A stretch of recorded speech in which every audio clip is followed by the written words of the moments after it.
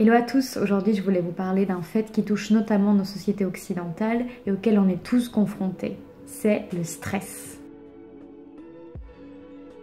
Selon l'OMS, le stress apparaît chez une personne dont les ressources et les stratégies de gestion personnelle sont dépassées par les exigences qui lui sont posées. Le stress est donc une réaction normale en présence d'un stresseur, mais il devient néfaste lorsqu'il se prolonge. Le stress peut alors devenir de l'anxiété, c'est-à-dire une tendance à créer soi-même un stress, à l'amplifier, voire à l'anticiper, ou pire, de créer une angoisse. Une angoisse se manifeste sous forme de crise ponctuelle et répétée, et on ressent un malaise physique et psychique. Je vous mets tous les liens des sources sur le stress dans la description de la vidéo. Le stress, c'est bien souvent dû à des facteurs extérieurs qu'on ne sait pas prédire ni gérer, mais il existe une part de stress que l'on se crée et qui provient de notre habitation, de notre environnement. Le fait de posséder beaucoup de choses, ne pas savoir où chacune d'entre elles est rangée, se retrouver face à une pile de vêtements sans savoir quoi mettre le matin, ou devant une pile de papiers non traités qu'on rechigne à trier ou à ranger, ne plus savoir prioriser ses tâches quotidiennes, tout ça, ça engendre un mal-être qu'on pourrait s'éviter finalement.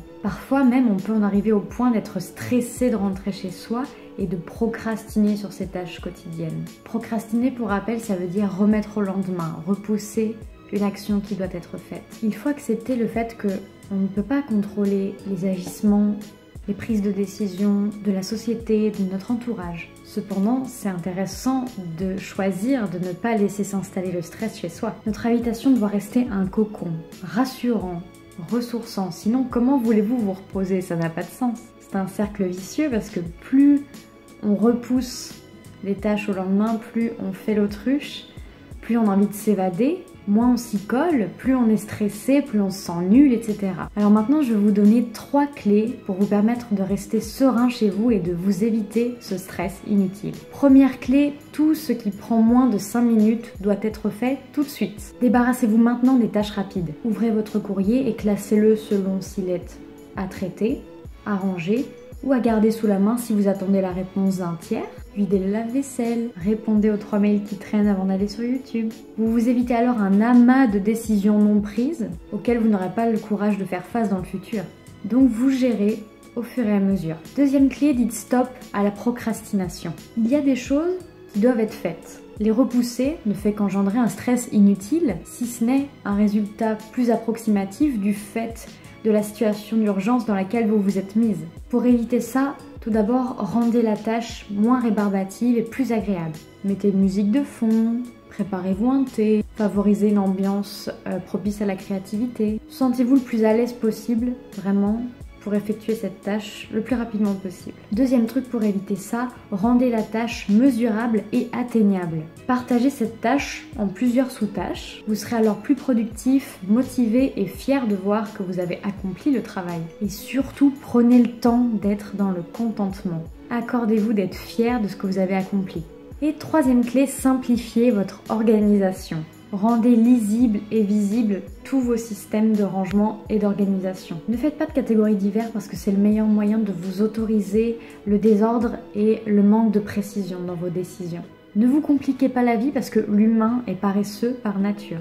Préférez une logique de rangement simple, rapide et attrayante. Gardez les choses à portée de main et atteignables. Et surtout, choisissez une organisation qui colle à votre personnalité et à votre rythme de vie. Ça vous permettra de garder ce système d'organisation sur le long terme sans avoir l'impression de faire des efforts surhumains. Par exemple, si vous vous sentez plus productif le matin, n'allez pas vous fixer des tâches rébarbatives le soir en rentrant du travail. Ou encore, n'optez pas pour des bullet journal ou des listes de tâches.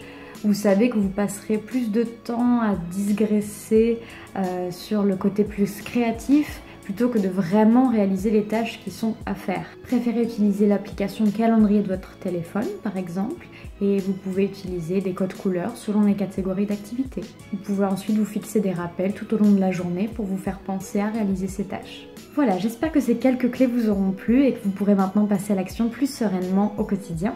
En attendant, pour retrouver davantage d'astuces, je vous invite à vous abonner à cette chaîne YouTube si ce n'est pas encore fait et à me suivre sur les réseaux sociaux. Je vous partage des conseils sur le désencombrement, le rangement, l'organisation, mais aussi le mode de vie simplifié et le zéro déchet. D'ailleurs, si vous souhaitez me rencontrer, il reste des places pour assister à une séance d'initiation au home organizing à Bruxelles ce printemps. Je vous mets toutes les informations qui concernent ces conférences en description de cette vidéo. Je vous dis à très vite dans une prochaine vidéo et d'ici là, prenez soin de vous. Ciao!